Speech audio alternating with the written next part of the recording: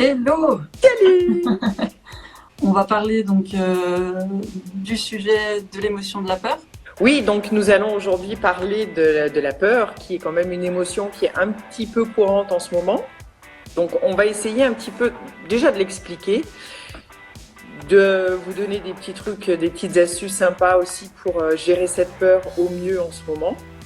Expliquer un petit peu l'impact aussi de cette peur au niveau du corps, au niveau du mental, et puis des petits exercices pour pouvoir faire partir cette peur et retrouver un peu plus de calme et de bien-être. On va donner, comme tu as dit, une définition, des exercices. On va finir par des exercices pour transformer cette peur. On va essayer d'être concise, n'est-ce pas, Karine?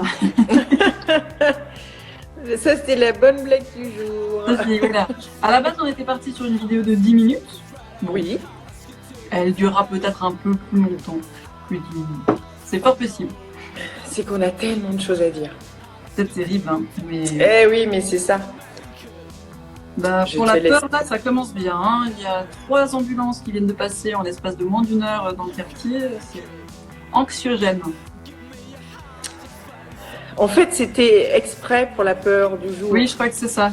Ils étaient calés sur nous. Tu remarqueras qu'à chaque fois qu'on fait un live sur un thème différent, il y a toujours des choses qui se passent pendant le live qui viennent alimenter le sujet qu'on a choisi ce jour-là. Et bah, à quand un live sur l'amour et la richesse? Youpi! Alors, un jour où il y a l'euro million. Après, on peut gagner virtuellement aussi, se dire youpi, si j'avais joué, j'aurais gagné. Ouais. Alors, t'as pas l'air emballé par ma proposition. Non, prochaine fois que je vais faire mes courses, je vais aller voir la caissière. Je lui ai dit, tenez, c'est une richesse spirituelle et énergétique que je vous offre. On verra sa tête. Moi, je veux bien. Hein. Bon, soyons sérieux. Soyons sérieux. Évidemment, vous pourrez retrouver notre live remonté et envoyé, diffusé sur les différents réseaux sociaux, donc Facebook, Instagram et YouTube. Alors malheureusement, ça ne permet pas de faire des vidéos d'une qualité incroyable vu que je suis obligée de refilmer l'écran sur lequel est diffusé le live.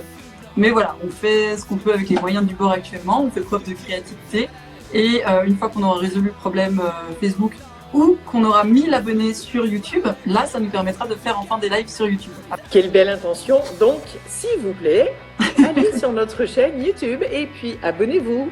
On vous demande ça, alors je sais que c'est un peu ambitieux, surtout quand on démarre une chaîne 1000 abonnés, je pense que ça va mettre un peu de temps, mais nous ça nous permettrait de faire des lives en direct sur YouTube et du coup d'avoir plus de facilité aussi au niveau du montage et de permettre d'interagir un peu avec plus de monde aussi.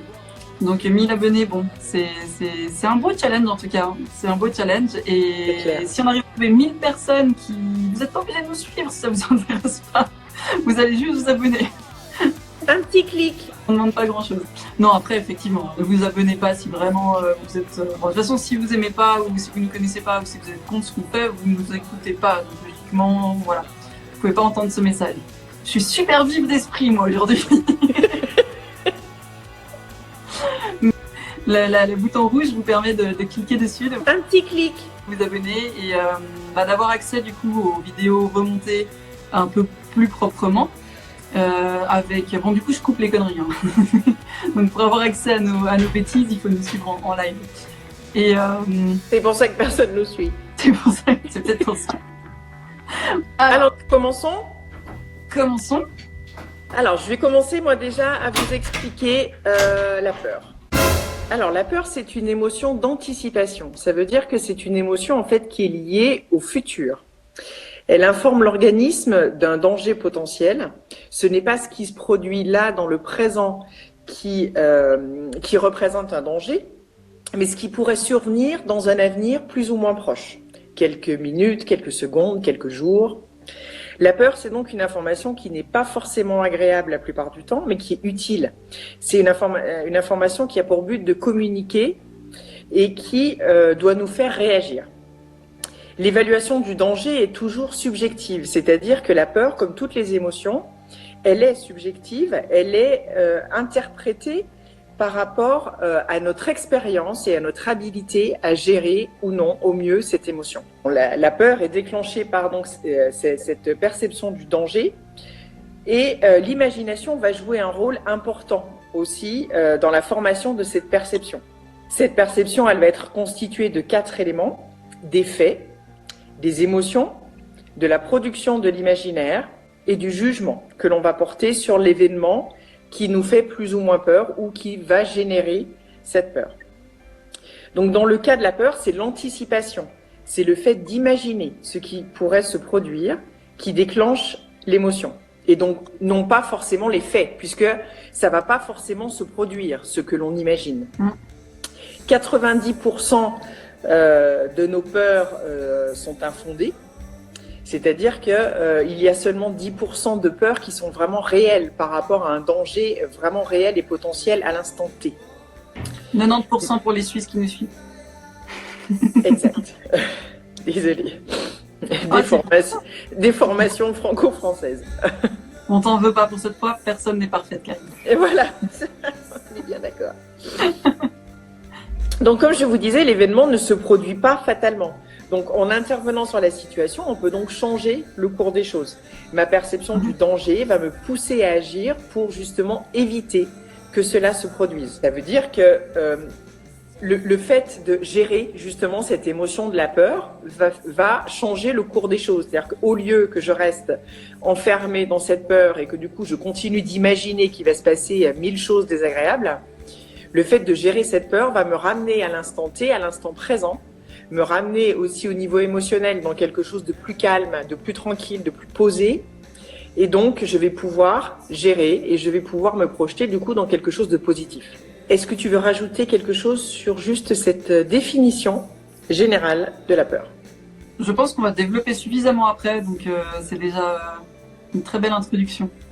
Merci. Mais de rien. Je te laisse donc maintenant la parole pour parler des réactions physiques qui vont accompagner cette peur. Il y a des impacts physiques, comme tu l'as dit, à cette peur, pour les raisons que tu as évoquées plus tôt, donc dans le but de réagir ou d'agir, et dans le but surtout de nous protéger. La peur est l'émotion qui accompagne généralement une notion de survie, d'un danger immédiat, potentiellement mortel ou pas. Mais ça, on verra qu'on comprendra après. Donc, il y a différentes réactions physiques qui vont partir du cerveau, et notamment avec l'adrénaline qui va être produite pour pouvoir avoir une réaction face à cette peur. L'organisme entier va se mobiliser soit dans un mouvement de fuite ou de combat, ou dans un non-mouvement de paralysie.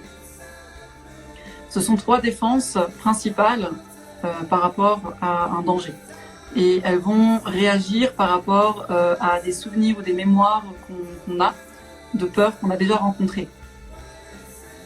On va avoir par rapport à l'adrénaline qui va arriver des battements cardiaques qui vont s'accélérer par exemple. On va avoir les tremblements du corps.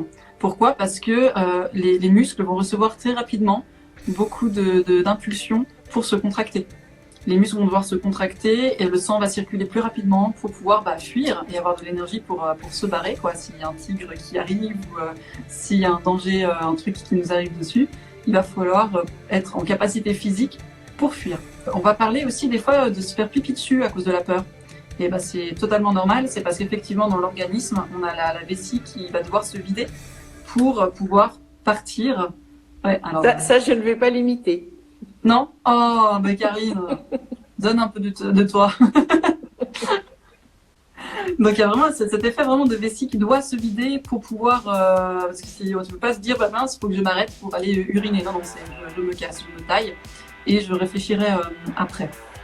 On va donc avoir plus de graisses aussi qui vont être brûlées pour cette énergie qui va être apportée. Je parle de la fuite, mais ça peut être le combat aussi. On va avoir besoin de beaucoup d'énergie si on va combattre. Et souvent, une notion de peur implique aussi une énergie qui est décuplée. On va voir des mamans, par exemple, qui ont soulevé des voitures toutes seules pour sauver leur bébé qui était dessous. Alors ça, c'est tout à fait vrai, c'est que comme le mental est squeezé, le corps va réagir d'une manière où on ne savait même pas qu'on en était capable. Parce que vraiment, il y a cette décharge d'adrénaline qui va arriver d'un coup. Bon, après, il y aura des effets néfastes sur le long terme qui risquent aussi d'apparaître. Et elle peut faire aussi le tremblement de la voix. Oui, oui, exactement. Si les muscles se contractent, forcément, les muscles autour du cou, de la nuque se contractent aussi. La C'est ce qui peur, elle n'est arrive pas... notamment quand on passe à un oral ou quand on doit parler en public, où les premières fois, la peur, justement, va nous faire trembler, le rouge qui va monter là aux joues, et puis où on va arriver à parler comme ça, où on va sentir que notre voix, elle part un petit peu en cacahuète. C'est aussi les effets, justement, de la peur. Exactement. Ça me permet de faire sans transition le rapport avec la paralysie. On va avoir la fuite, le combat, qui va demander beaucoup d'énergie, et la paralysie qui va pouvoir nous sauver. Si par exemple on est attaqué par un ours, le fait de faire le mort, ça peut nous sauver la vie. Il y a des gens qui vont être sur l'un ou sur l'autre, sur l'une ou sur l'autre de ces réactions.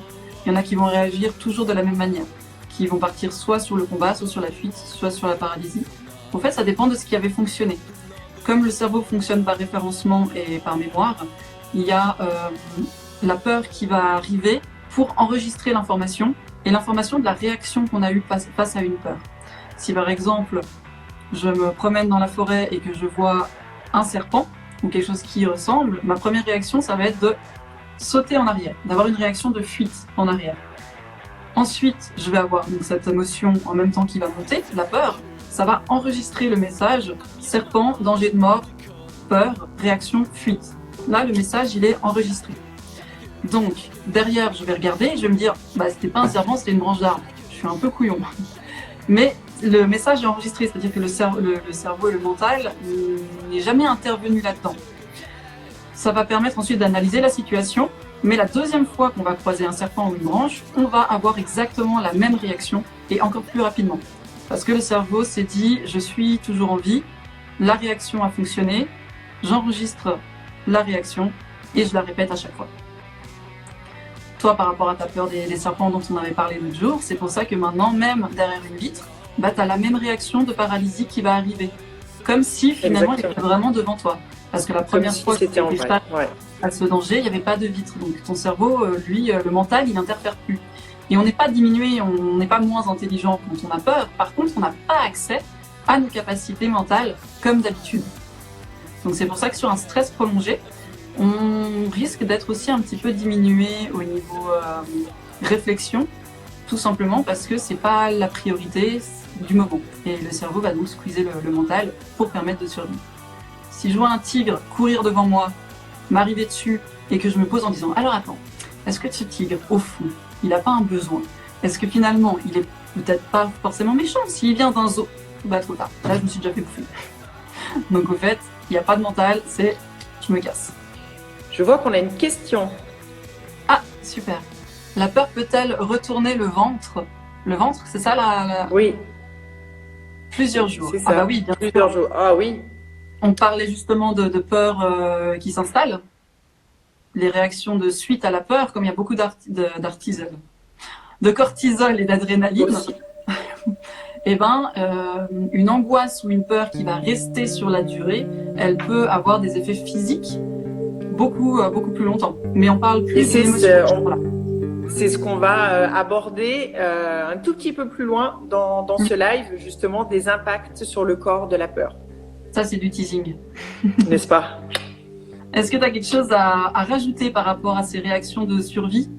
Non, juste que la peur, du coup, c'est une émotion qui est très précieuse, qui est indispensable à la vie parce que elle va aussi énormément nous aider à affronter des situations, à avoir quand même la plupart du temps de bonnes réactions par rapport à ces situations, des réactions en tout cas d'adaptation, et que sans la peur, on serait vraiment en danger. La peur va nous protéger du danger. La peur n'est pas un danger en elle-même, sauf si après elle devient plus prolongée, comme on va voir un petit peu plus loin dans cette discussion. Et j'irais même plus loin, tu parlais d'adaptation, mais notre civilisation ne serait plus là si on n'avait pas eu la peur. Parce qu'à l'époque, s'ils n'avaient pas eu peur, je sais pas moi, des tigres, des mammouths ou de certaines plantes, ou voilà, ils seraient tous morts, nos ancêtres. C'est vraiment cette peur qui nous permet de survivre. Elle est générée donc par le reptilien, par notre cerveau primitif. C'est un cerveau qu'on partage avec tous les êtres vivants sur cette planète. Et c'est vraiment ce qui nous permet d'avoir cette réaction primaire, on va dire, de réaction de fuite, de combat ou de paralysie.